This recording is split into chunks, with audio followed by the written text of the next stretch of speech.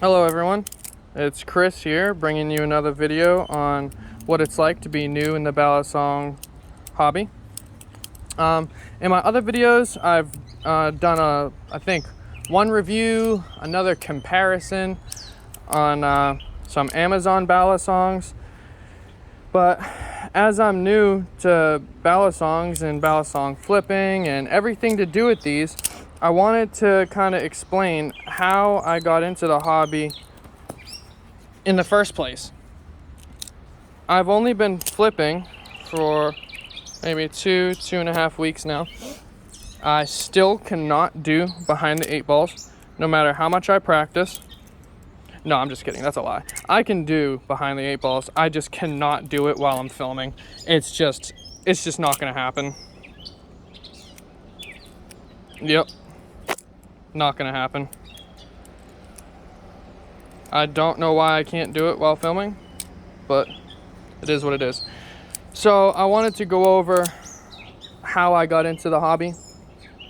So I've been collecting knives and swords with my dad since I was a little kid. I was able to have my own collection. My dad allowed me to have since I was about 12 years old.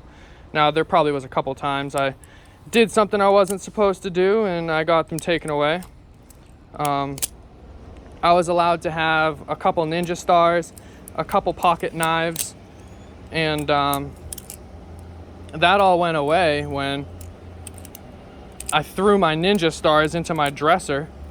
I was just sitting in my bedroom throwing ninja stars into my dresser, and obviously my dad didn't like that very much, as you can imagine. So I've had a couple of those taken away. I think I cut myself with a knife, and my dad thought I was being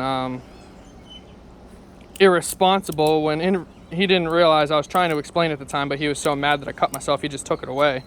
But at the time, I was actually just cleaning the blade off. I was doing like general maintenance, because there was like some fingerprints or whatever on the blade. So I was like, I'm just gonna clean this off. And the blade was sitting open, and as I was wiping the blade down, my pinky ran across the sharp side of the blade, and I bled, and I could have hid it from him, but I was like, you know what, I'm gonna just show him and just own up to it, and I ended up getting my stuff taken away. But I'm over here off on a tangent. But anyways, I've been collecting knives for a long time, and I've had a long history with them. But I did not start out with balisongs. I started out with pocket knives and swords. My dad was a sword collector, and I was more of a knife collector. So between the two of us, we had all kinds of stuff. And as far as swords, we mainly collected like movie swords. We had like 300 sword, and the sword from Blade, and the Crouching Tiger, Hidden Dragon. We had all sorts of stuff. He still has a decent amount. But anyways, I wanted to show a couple of the knives that I've had and kept over the years that kind of brought me to balisongs. Because obviously, if it wasn't for where I started, I wouldn't have what I have now. And I wouldn't be in the community like I am now. Even though I'm just a beginner in the community, I consider myself part of it. I'm here buying, making videos. So this is where I started. Just your basic pocket knife. No assist or anything. just the thumb stud to open. Sometimes if you flick it hard enough it opens. But this is a Smith & Wesson like random $15 knife I got from like Bass Pro. Upgraded myself to a little bit of spring action. Now this thing is super old. Yes, the blade tip is gone. I let someone borrow it, and they tried to like wedge it under something to pick it, and it snapped, which stinks because when I bought this, I think I spent like $50 on this knife, and I only had it for like 2 weeks before it broke. That was a little upsetting. And I had pocket knives like that for a long time, up until about, I don't know, 2 years ago. I wanted to up the ante a little bit, so I bought a switchblade at a local flea market, and I was instantly hooked on this. If anyone else has one of these, you understand why. It's instantly you instantly get hooked on these things. I live in Virginia, so I can legally open carry this, but I cannot conceal this. And I believe it's the same with the balisongs. I do not think I can conceal carry them, even though I do anyways.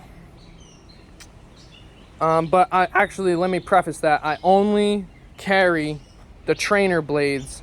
If I'm at home, I'll only keep my live blades at home. I don't carry my live blades. I only carry the trainers. So I have a little katana here. This is a hand forged blade, real ray skin. It's a replica. It's not anything fancy. The blade is extremely sharp. I took it out a couple times and was cutting things in half. I'm big into the history of the Japanese sword and where it came from, but all that brought me to, obviously I like going to the flea market and seeing what they have, and I'm always looking for knives no matter what. And it was a couple weeks ago, I was at the flea market and I saw this thing right here. And I'm being very careful right now because I do not flip live blades. I do not like it. I'm not good enough to flip live blades. I'm not confident enough to flip live blades. So I'm just gonna do some basic stuff here because I'm honestly scared of these things because I did cut myself. So that night when I went to the flea market and I bought this, I brought it home and I opened it and closed it a couple times like this because I was scared of it. And I was like, you know what? I'm pretty sure there's people that flip these things. So I started doing my research and I was like, oh my goodness, I have to be able to do this stuff. And I'm big into collecting. I love knives. I love collecting things. I love art. And I consider balisongs to fall under all of those categories. So I basically killed like 3 birds with 1 stone by getting into this hobby. So this is what I bought from the flea market. I spent $20 on this. If it's not heavy, I have not weighed it. If I were to guess, probably weighs 5 ounces. Just taking a guess here. I do not know the maker. I only know where I bought it from. I have no idea, and I don't know anything about this. Channel design. Got tang pins. The blade is sharp. I have cut myself. It seems to be on washers. As far as the tolerance, I've seen worse. Definitely has tap. But anyways, this is where I started. And as soon as I cut myself, I think it took 2 days for me to cut myself. And after that, I was like, you know what? I need to buy a trainer blade. I didn't even know these existed until I started doing research. So I bought this on Amazon. This was 15 bucks. And I loved it until it started falling apart on me. All my screws started coming apart. And if I wiggle the handles, yo. Nah, I ain't going golfing. I'm making a YouTube video. Alright. That's my buddy Caleb. Stop putting the camera. So, spent 15 bucks on this on Amazon. It was good for me for about a week until I decided I needed to upgrade. Upgraded from that to the other one that I showed in a previous video. And from there, I'm just collecting until I figure out exactly what my preferences are. So yeah, that's my little story on how I got started on these. If you have any questions on like where I bought the ones that I've been flipping, I can post links or whatever in the comments. So I still have 3 balisongs in the mail trying to get to me from AliExpress, and whenever they get here, I'll make a review and and discuss what I think about it. So let me see if I can get a full flip for you. Nope, I can't even start it. I have this little flow that I do that I consistently practice. Nope, messed up the fan. I'm gonna keep messing up the fan even though that's like most of what I do.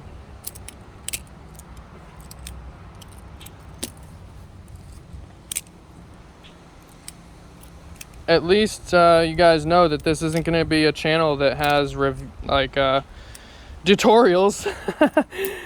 Oh man, I swear I'm gonna get good at this stuff one day. But until then, I'm gonna keep posting what I think about knives, how they act for me and all that.